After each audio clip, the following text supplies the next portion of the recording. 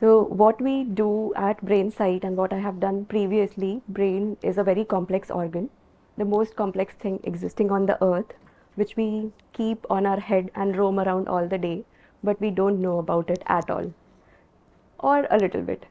So whatever we know about brain can be used for improving the medical practices, and that's why we are trying to get more and more information of what is happening in the brain so that we can assist doctors for taking better decision in clinical setups. And that's why we are doing something called as brain mapping using the connectomics. Now, what is connectomics is basically, when I'm talking, a network of different areas in the brain is activated, and it also has signaling process like how your phone networks have. So that's why that's what we are trying to decode and understand better how this network is functioning. Now, it can be used by various doctors, including neurosurgeons, neuroradiology, anatomists, and also neurologists. Right now, how it works is we are the people who are creating AI, ML, or software level programming, which does the data analysis of the brain and give it to a human decision maker, which is doctor in this case. Just to give you a brief about what is connectomics, structural connectomics is all the neurons of the brain. I'm sorry, all of you are mathematicians over here, and you might not like. Okay, okay, that's good to know. Biologists, please raise your hands if there are any. One, two. Okay, few are there. So the neurons are the connecting unit in the brain, and it is connecting the whole brain from one part to another. Uh, there is a worm which has 302 neurons. It took 20 years to understand the connectomics of that small worm. And later, when some of the technical advancements happened, it took 12 years to decode the neurons and connectomics of another animal model. It is expected that not in our generation, probably not in next generation, next generation or later, there would be possibility of decoding connectomics for human brain. So with that, how should we understand the connectomics better? And what we are trying to do is understanding the connectomics at macro level. Like, instead of going to each and every street, you take a satellite view and then you try to form a Google map of the brain. Similarly, we are also utilizing 3 MRI modalities to understand the regions of the brain, which is like destination. The tracks are defined by DMRI, which is diffusion imaging, and the last one is functional MRI, which is how the oxygen is consumed in the brain, that we are utilizing, capturing using the MRI images itself to construct the overall connectomics of the brain. So the first image is very simple in the form like it's like a picture of the brain, 3D picture of the brain. The second one is captured using the molecules which are diffusing, the water molecules which are diffusing from the tracks. So if there is a pipe, how the water molecule travels from one place to another in that pipe is what we are trying to capture using the DMRI. And the last one, functional MRI, we are capturing the oxygen signal, oxygen demand in the brain to reconstruct where the functions are happening the most. These are some diagram. I wanted to understand who of you are already aware of the diffusion MRI, DTI or DMRI. We had a couple of talks. Oh, nice. Professor from IISc actually was. Oh, very nice. That's great. So this is the basic of DMRI, where the direction of water molecule is understood, and now there are two major techniques which are in function right now. Various other companies are also using similar technique to formulate and understand where the tracks are. It is called as tractography, which you would have already discussed in the previous lectures. And there are two methods, deterministic tractography and probabilistic tractography. Probabilistic tractography is more individualized as compared to deterministic, but these both are being used in the clinical setup right now by various toolboxes. And the second method that we are using, the second modality, which is functional MRI, we are using the bold signals, which is oxygen demand in the brain for various regions of the brain. So we put atlas, it is like a map. You have different states in India, similarly you have different regions in the brain, which you keep on the brain, overall brain, and then we find out in which region the oxygen demand is more. Accordingly, create the heat maps on top of it, create various analysis on top of it to provide the information that is required for various use cases. Now this can probably be used in various forms and formats. The analysis which is being done can be used for more precise surgeries, more precise diagnosis, prognosis, so on and so forth. We are moving towards more and more personalized treatment and personalized medicine. So that is one area where it can be utilized. Not playing. Yeah. Yeah. Yeah. So the yellow part is actually a tumor. Okay, stop to play. Yellow part is the tumor. These are the tracts. The red region is the functional network. Here you can see the tracts and how the tumor is impacting these tracts when compared to the other side, and it is therefore also impacting the functions.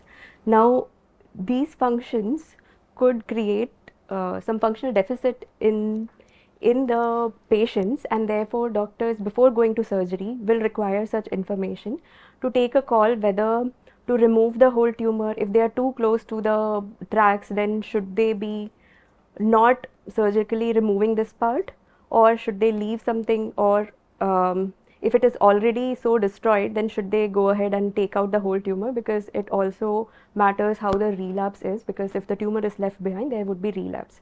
So such decisions are taken once they see all these details. Now this is a language connectome, this side is a sensory motor connectome. Just to also give you an example of what is connectome, here these are different set of tracks, and these are sensory motor, which is different than this one. This is for language region and the tracks associated with the language region itself. So yeah,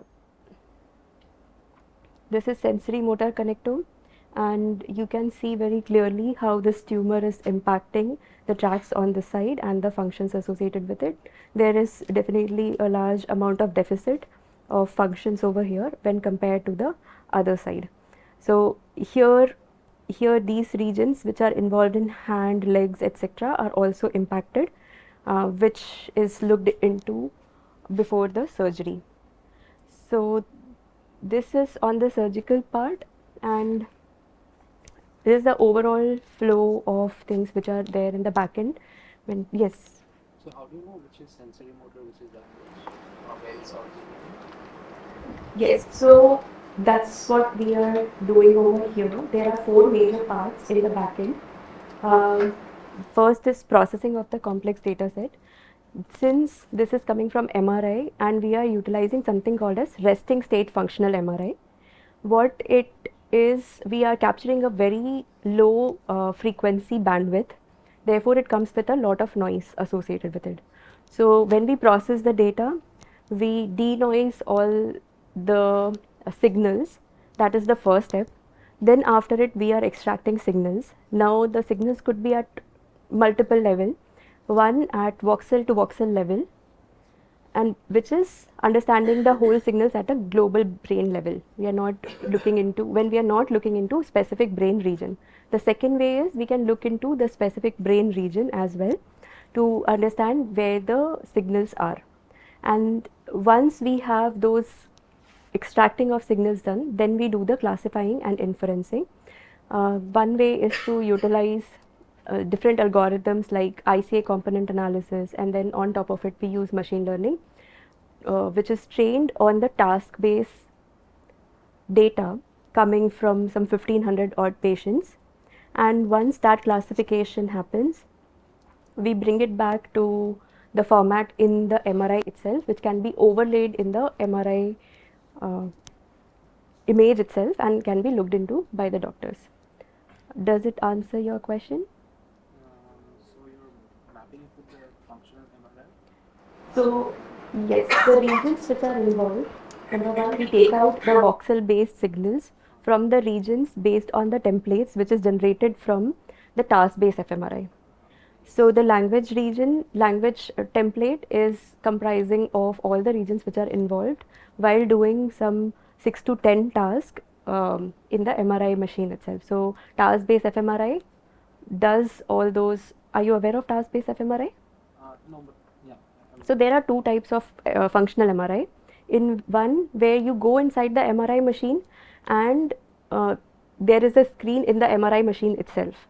So all the tasks are performed within the MRI machine and that is being captured.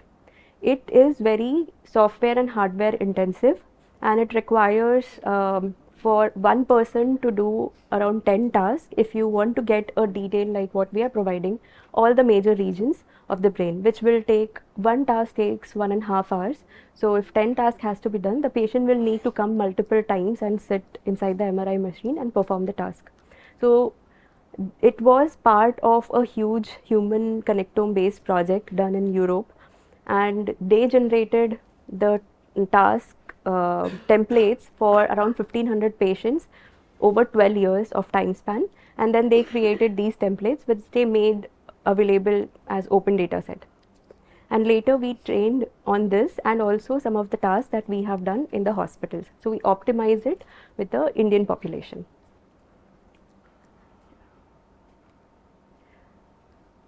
Yeah, so we are providing around 9 networks as of now because, yes. How do we interpret the fMRI if there is a tumor? How do we interpret the fMRI if there To is a tumor? conclude whether there is a tumor. To conclude whether there is a tumor or not. Okay, so this is not a diagnosis of tumor. That can happen just by taking a simple MRI, the structural MRI itself. So as soon as a person goes into MRI machine, structural MRI is first thing that is taken. And with that itself, there are 3-4 types of structural MRI. Depending on the nature of the tumor, they prescribe it. So there are contrast structural MRI, flare structural MRI, which gives the detail of the tumor itself. We are not doing diagnosis of the tumor. Once there is confirmation that there is tumor or any other case where there is requirement of surgery, then they are doing functional MRI and give us the data, we process it and give them back the results. Yeah, so like I mentioned, this is one of the use cases and the results can be viewed on any viewer. This is one place where if you are aware of Medtronics, so Medtronics has a neuro navigation system which is present in doctors' surgery location in the operation theatre or surgery theatre, where they take the images that we have provided, put it on the neuro navigation system and see how it will be for the patient exactly when just before they are performing the surgery. This is all during the pre-surgical planning, and then finally they have taken the trajectory to be slightly tilted so that they are not hampering any of the functional region of the brain while performing the surgery. Sorry for this image, but they are actually stimulating the part of the brain which we have marked as hand region, and this is a probe which carries electrical current of 2 milliampere, which is to confirm the region that we have marked as hand region is actually a hand region or not. So I'll play this video as well. Yeah. So when the stimulation is there, the hand also moves. That is one of the way how to confirm, and this is how it looks like when they are performing the surgery. There will be a screen next to them and this is how they can conclude. This is also a validation. This is known as awake craniotomy. The patient is not fully under anesthesia. There are local anesthesias also which is being provided. This is for the leg region.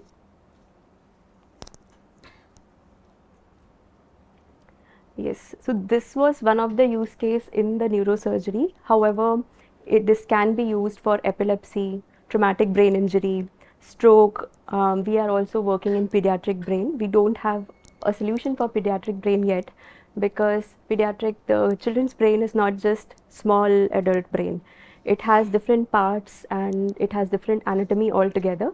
Therefore, it is required to create similar set of baseline validations as we have done in the adult brain. And we are also working in dementia. So these are the major projects that we are working in as of now. These are some examples of how it can be used in other than the surgery tumor cases. So when we there are few networks which are possible to do using task-based fMRI. When person is speaking, sensory motor, when it's about touch, movement, etc. But there are cognitive networks as well, which is as much important as the other networks are.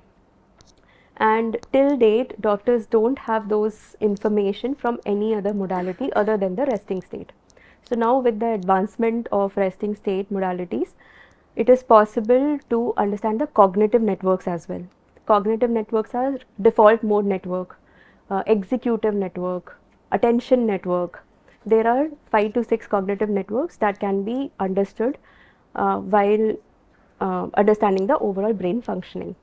Now, just to give one example, there was a person who came to a hospital who works with us very closely. He is IT professional. He did not want to lose his cognitive functions as well after the surgery. So he specifically asked a doctor to do as much as analysis before going for the surgery. So he utilized the cognitive networks as well, and the person went back to job within 15 days. So this is one anecdotal example, but cognitive functions are more and more utilized right now because earlier doctors' thought process was to save the lives, but now they are also looking into saving all the function, making the life after surgery as a better standard of living. So that's why there is focus on cognitive network as well.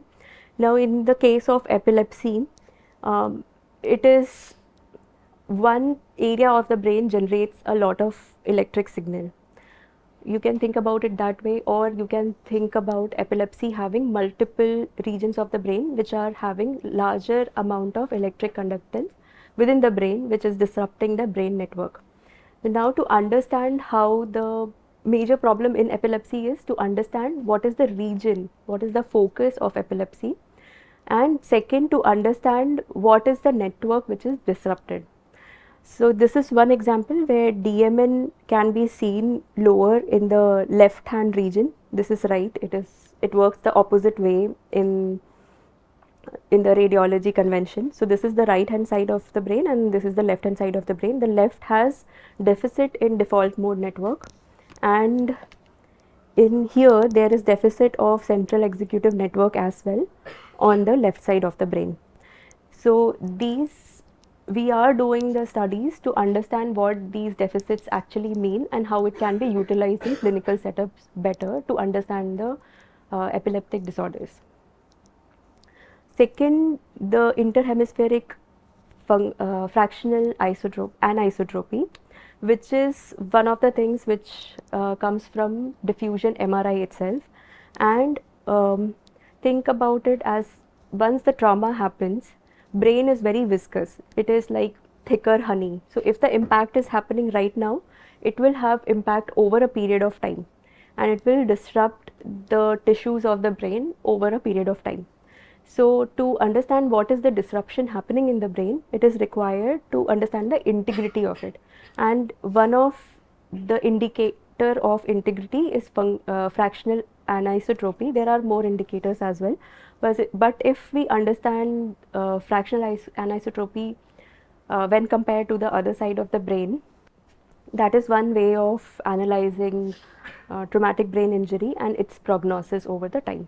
So this is another use case that is under research and development. So yes.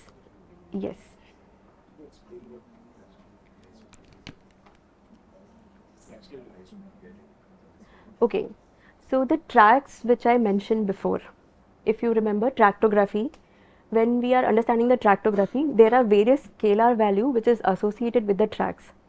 So fractional anisotropy is actually indicating the randomness. So if there is more randomness, which means there is more fragmentation of the tract, right? And therefore there are many, actually there are 4 or 5 indicators which can be used. There is mean diffusivity, fractional anisotropy, there is axial diffusivity. So these are indicator of how the tracks are disrupted. Okay, and that can be used to understand how much the tracks are damaged because of the impact or tumor impact or any, let's say somebody had an accident. These are the cases where understanding these value will be of importance. Can this give a better estimate of functional networks? Like if you look at structural network, try to estimate functional networks, So functional network, okay. connectivity. Yeah, there is one very amazing thing about brain is that gray matter is where all the functions are happening. Gray matter is present on the cortical, the upper cortex of the brain. Inside there are all tracks. Are you aware of the rough diagram of the brain? So the gray matter has all the functions, whereas the tracks are communicating. They are either communicating using the signals, electric signals or chemical signals. So what happens that it is not necessary that all the signals are being communicated only by the white matter region. There is something called as neuroplasticity as well. So within the gray matter region, there will be increase in neuroplasticity to compensate the deficits in the white matter region. So yes, there will be some impact for a duration of period, and then there will be recovery in the gray matter region with neuroplasticity, which will impact on improving the functions of that region. So you can think about it like this way. If there is a pothole, initially it impacts people in commuting, but then there are ways in which people start making new roads from surrounding, or they will make a local market in one area if one area is cut, right? So those are the ways in which brain also compensates. So yes, initially it will be an indicator. If it is now, traumatic brain injury itself varies from a very mild injury to a severe one. In severe one, definitely there is no functions at all because all the tracts are cut. But in the case where there is mild, there it could be initially indicator of the lower functions of one part of the brain. Yeah. So what it takes to create a toolbox like this, or to understand what is happening in the brain is clinically valuable or not, there are different sets of validations that needs to be performed. One is that, like I just mentioned, there are 2 types of functional MRI. One is the resting state, second one is the task based. Task based can serve as one of the ground truth, but the golden ground truth lies with DES, direct electrical stimulation, which I showed you in one of the slides, where during the surgery it can be validated if the function actually is existing in the region what we are mentioning or not. So that is one set of validation which required to be done. Then clinical assessments, batteries of test. So there are batteries of test. If there is speech deficit, then doctors have batteries of tests, several questions and answers and tasks to be done by the patients, and that can conclude if there is any deficit in the region of the language network itself. Then the scientific outcomes, the processing and the algorithms that we are using, for all of these we need to do certain set of validations. This is a diagram flow on how the overall flow of data comes, how it is coming to our cloud and how we are processing it and giving it back to the doctors. Right now the consultation happens with the doctors. They ask them to go for an MRI. They prescribe a particular protocol, which is only done by our company right now. And once they have done the fMRI protocol, it is uploaded to the cloud. Either it is integrated in the hospital with the PAC solutions they have. Once the upload happens, all the processing happens. The processing is gone back to the dashboard that they have, and they can view those results, and also it goes to their neuro navigation system, which they can utilize during the surgery. This is a product process. If somebody would want to know, I can explain it, but I'll skip these. Yeah, coming to how DMRI is getting processed, like I mentioned, there are a lot of noise associated with these MRIs, right? So we are having these 6 steps. Now denoising, if you can see here, there are images where original noise image, this is the original image, this is denoised image, and there is these artifacts were the noises which were associated with these images, which we have removed. So identifying what are these noises and removing it falls under one of the steps of denoising. There is Gibbs correction. Because of MRI, there is usually a ringing artifact. Here you can see Gibbs correction. So this is corrected image, and this is the ringing artifact. So Gibbs correction is required. Motion correction, when the people are inside the MRI machine, they move their head. We can denoise certain level of movement, which is around 3 mm or more. Until 3 mm we can denoise it, but more than 3 mm it is not accurate enough to do the motion correction. So how do you do this motion correction? Do you use any field map or? Yes, so first we see how much motion is there. So motion detection is done first. Once we understand how much motion is there with a reference image. So let's say these are 3D images, right? So we take a central slice and we see the orientation of that slice, and then see how much movement is there in rest of the images. So you are taking only one slice. Yes, one slice. So this is for DMRI, one slice is taken. In the case of functional MRI, one whole 3D time point is taken. Okay, so You are taking one slice and comparing it with other slices. So how Yes. much distortion is there? exactly, see the orientation and then understand. So yes, and then there is eddy current correction.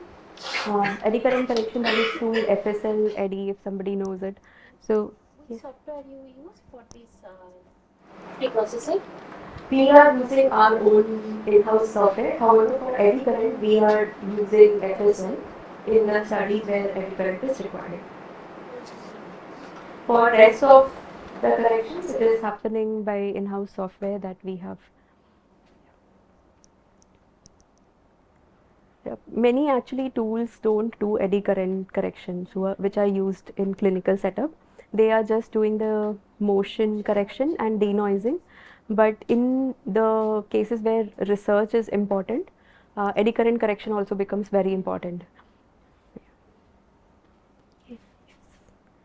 Then yes, the second part of it is modeling and reconstruction. So to understand the white matter region and the gray matter region, the reconstruction of the data is important.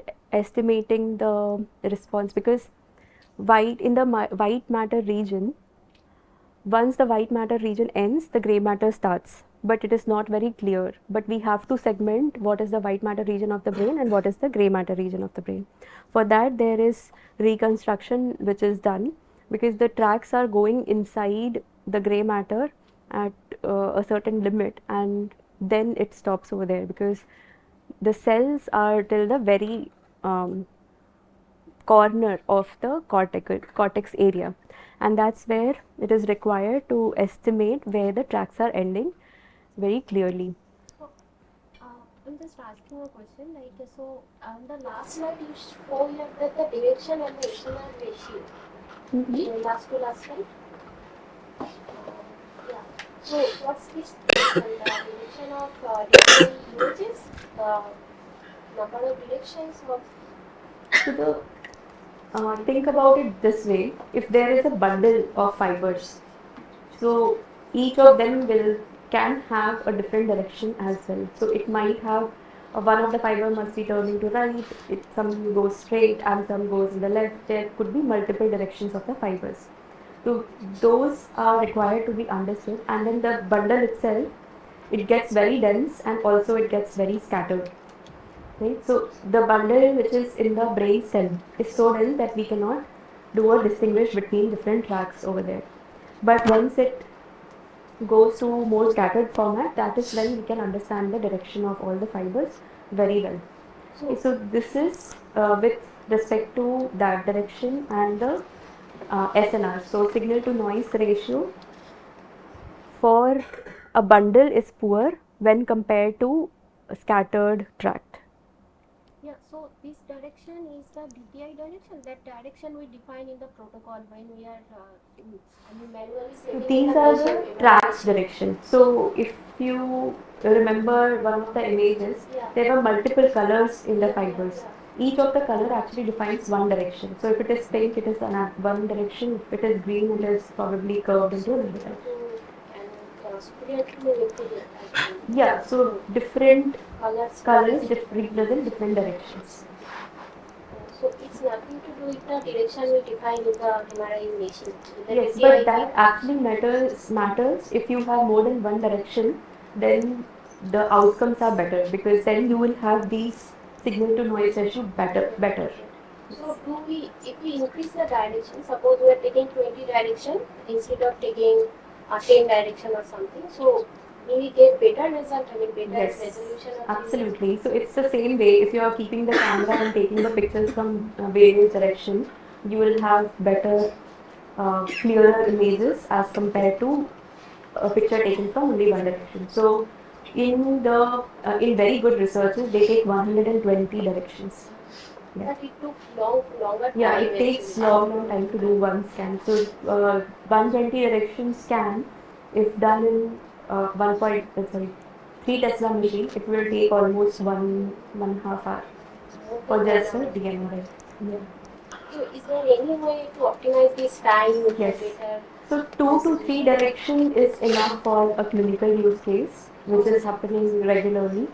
However, in Indian hospitals, there are only one direction which they usually take. You have to optimize it to a level where they are just taking one direction.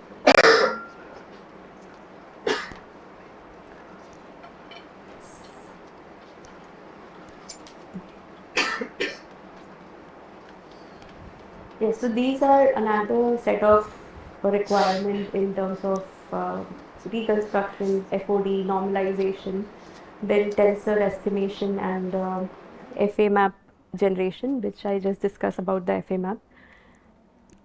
Tractography, on top of this, now we have understanding of what the tracks are, but what is the origin of the tract, how the tract is estimated to make it useful for clinical purposes is done by defining the atlases. So basically you are just mentioning, okay, where is Delhi, where is Chennai, and what are the tracks coming out of, what are the roads coming out of from Delhi, what are the roads coming out of from Chennai, that if you want to estimate, you will require something like atlases.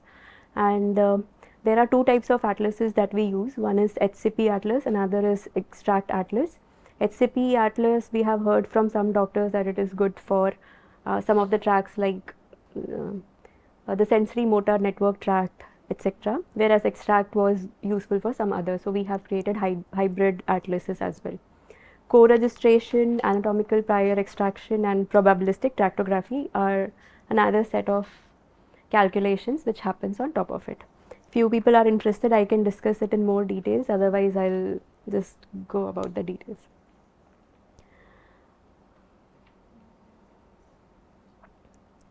Yes, so these are the calculations I was mentioning are useful to understand how the tracks, how much tract is intact or destroyed.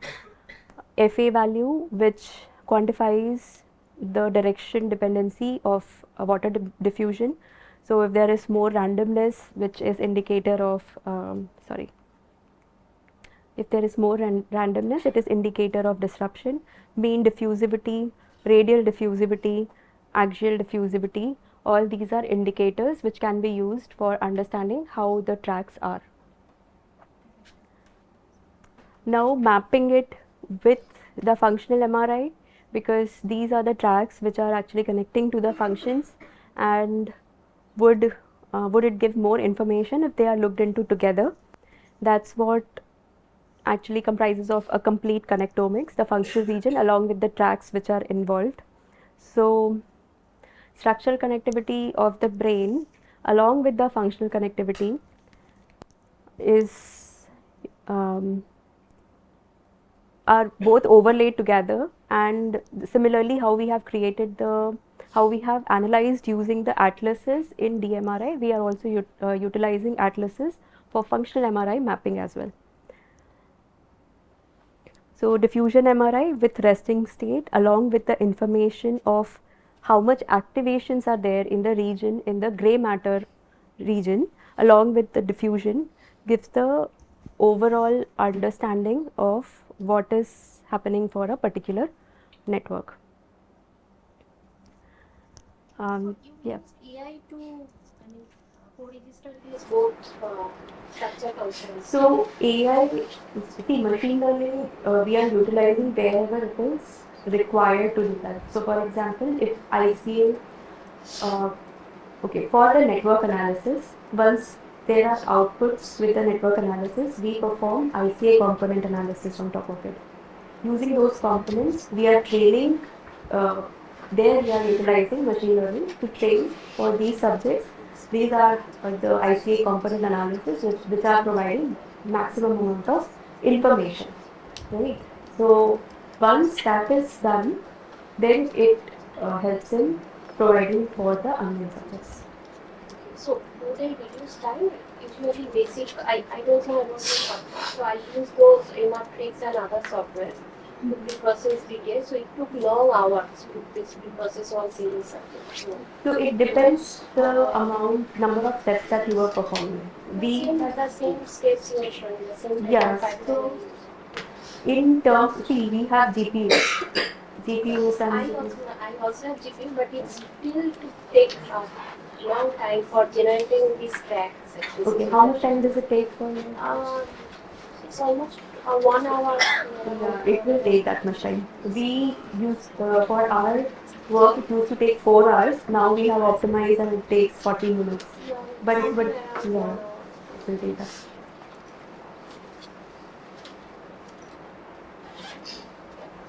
For structural MRI, these are some of the processing steps. Also, we need to perform the denoising, skull stripping. Yeah, this is one step, skull stripping and denoising, where specifically ML is again being used.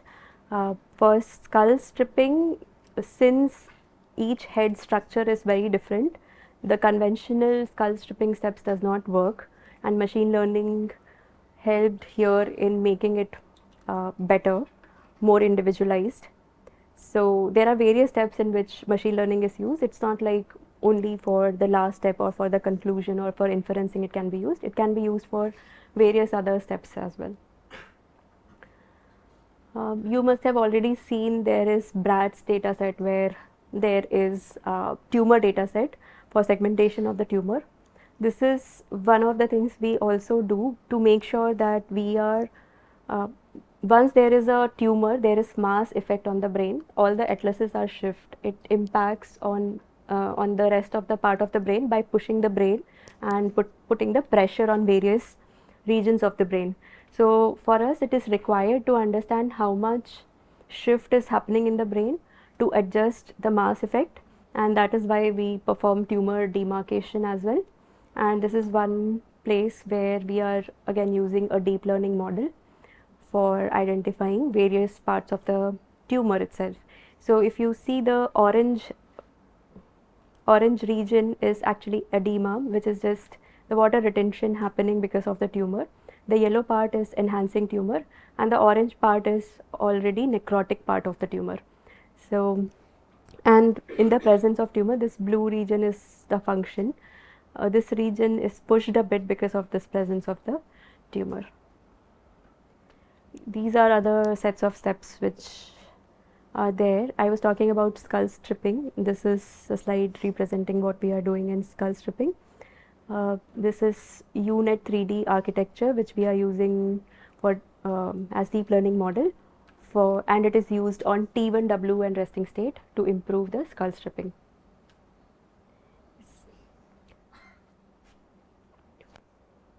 So I have just another question. Like if we take T2 with this, so will they give us a better result for detection this tumor and any other lesion in the brain?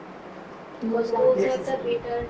Because T1 images have, if you see, T1 has less spikes.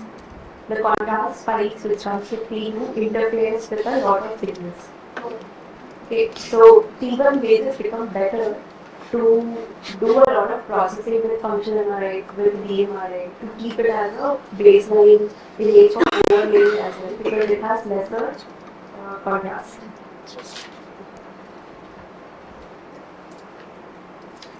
So normalization, general, all the other tools which are using different methods for denoising, you will see a lot of normalization falls like this. And this is very important because you need to keep a single origin to compare the images automatically, and normalization becomes a very important step. That's why one of the focus that we always have is co-registration and then checking if the normalization has been correct or not. Yes, these are some of the methods. If you have any questions, I'll be happy to answer. These are some validations. Yes. I was talking about the network mapping using components. We utilize 390 components. On top of it, we do training of the models. Once the model is trained for individual specifics, the regions of various functions are extracted and mapped. These are the atlases regions, and then the functions are the components which are coming out of it are mapped, and the outputs are like these. Yeah.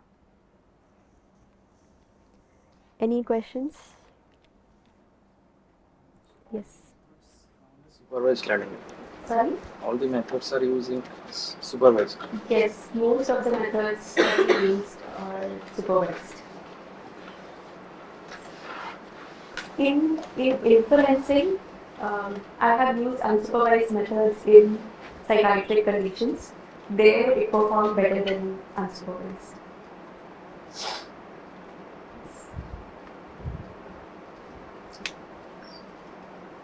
Yes. Can you please, like, what is the progress on finding focus in the epilepsy patients using Connect? Okay, so one of the challenges that the belief of having only one focus is changing, because there could be multiple focal points which are interacting with each other. It is now called as epileptogenic network. Okay, so that belief of having only one focus is changing, because after the surgery and after taking out that focal region also, doctors are seeing that the patient is not seizure free. In such case, right now they need to understand the network, where are the multiple origin of the epilepsy. Okay, so but it is very difficult to still understand where the focal region is, and only in the 40%, 30 to 40% of cases, it is evidently visible or a lesion, a minor lesion. Rest 60 to 70% cases, it won't be visible. It is very difficult use case to handle. The structural. The structural MRI, using contrast in the flare image. It's visible sometimes. It's visible sometimes. And like how, like after you make connectivity metrics using this process of analyzing these two files. So like how do you validate it? Like, So one way is to understand where the focal region is.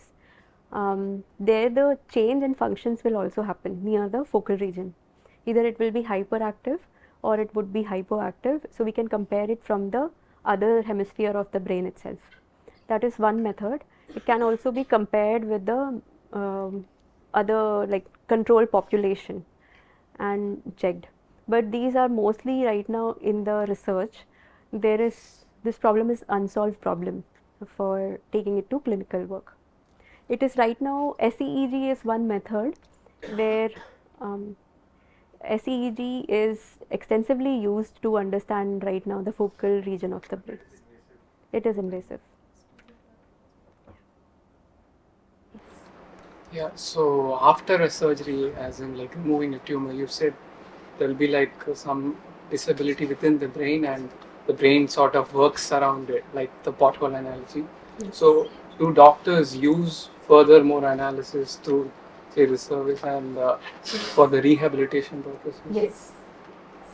So that is one way of understanding, that is possibly the only way of understanding after surgery how the recovery is happening using scans. Before that, people just used to take the batteries of test, and there are different programs for the patient to do the rehabilitation. But with the imaging, this is one of the best possible way to understand where the functional loss has happened and how it is improving over a course of time.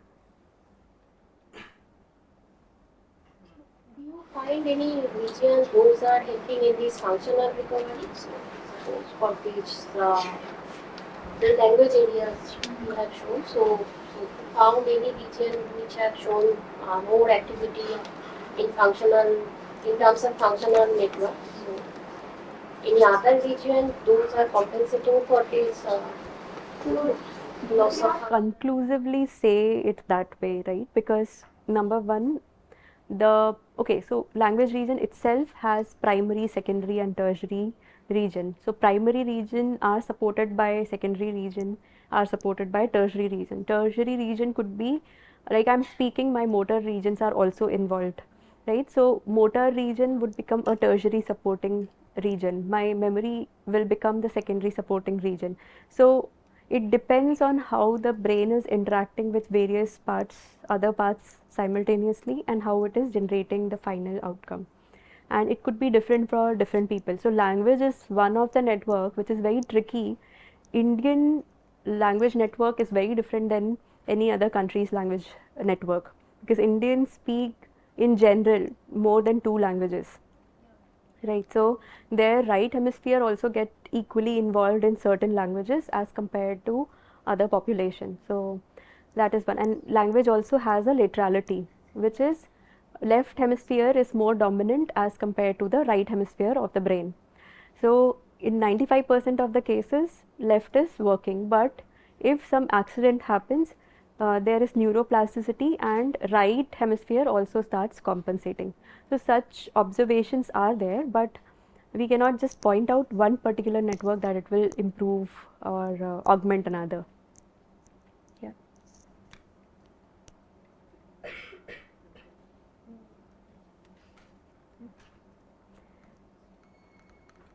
Yes.